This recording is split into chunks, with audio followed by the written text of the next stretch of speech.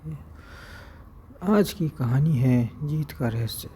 सुबह मेघनाथ से लक्ष्मण जी का अंतिम युद्ध होने वाला था। वह मेघनाथ जो अब तक अविजित था, जिसकी भुजाओं के बल पर रावण युद्ध कर रहा था, अप्रीतम योद्धा जिसके पास सभी दिव्यास्त्र थे। सुबह लक्ष्मण जी भगवान राम से आशीर्वाद लेने गए। तब उस समय भगवान श्री राम पूजा कर रहे थे। पूजा समाप्ति के पश्चात प्रभु श्री राम ने हनुमान जी से पूछा, अभी कितना समय है युद्ध होने में? हनुमान जी ने कहा, प्रभु अभी कुछ समय है, यह तो प्रातःकाल है। भगवान राम ने लक्ष्मण जी से कहा, यह पात्र लो और भिक्षा मांग कर लाओ। जो पहला व्यक्ति मिले उसी से कुछ अन्न मांग लेना। सभी बड़े आश्चर्य में पड़ गए। आशीर्वाद की जगह भिक्षा, लेकिन लक्ष्मण जी को तो जाना ही था, प्रभु की आज्ञा जो थी।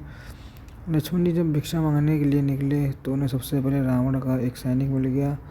आज्ञा अनुसार मांगना ही था। यदि भगवान की आज्ञा न होती तो उस सैनिक को लक्ष्मण जी वहीं मार देते, परंतु वे उससे भिक्षा मांगते हैं। सैनिक ने भी अपनी रसद से लक्ष्मण जी को कुछ अन्न दे दिया। लक्ष्मण जी ने वह अन्न लेकर भगवान राम को अर्पित कर दिया।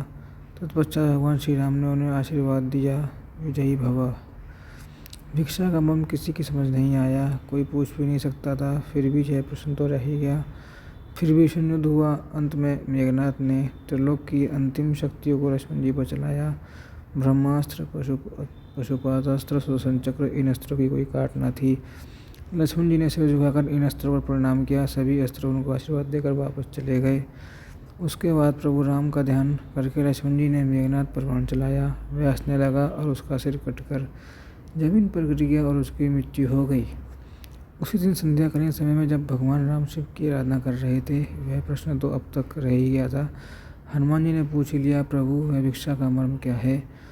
भगवान मुस्कुराने लगे, बोले, मैं लक्ष्मण को जानता हूँ, वह अत्यंत क्रोधी है, लेकिन युद्ध में कभी कभी बहुत सी विनम्रता की आवश्यकता पड़ती है।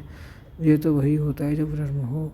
मैं जानता था मेघनाथ ब्रह्मांड की चिंता नहीं करेगा, वह युद्ध जीतने के लिए दिव्यास्त्र का प्रयोग करेगा। इन अमोघ शक्तियों के सामने विनम्रता ही काम कर सकती है, इसलिए मैंने लक्ष्मण को सुबह झुकना बताया। एक भी शक्तिशाली व्यक्ति जब भिक्षा मांगेगा तो विनम्रता से प्रभावित होगी। लक्ष्मण ने मेरे नाम से बाण छोड़ा था। यदि मेघनाथ उस बाण के सामने विनम्रता दिखाता तो मैं भी उसे क्षमा कर देता। भगवान श्री रामचंद्र की एक महान राजा के साथ अद्वितीय सेनापति भी थे। युद्ध काल में विनम्रता शक्ति संचय का ही मार्ग है। वीर पुरुष को शोभा भी देता है।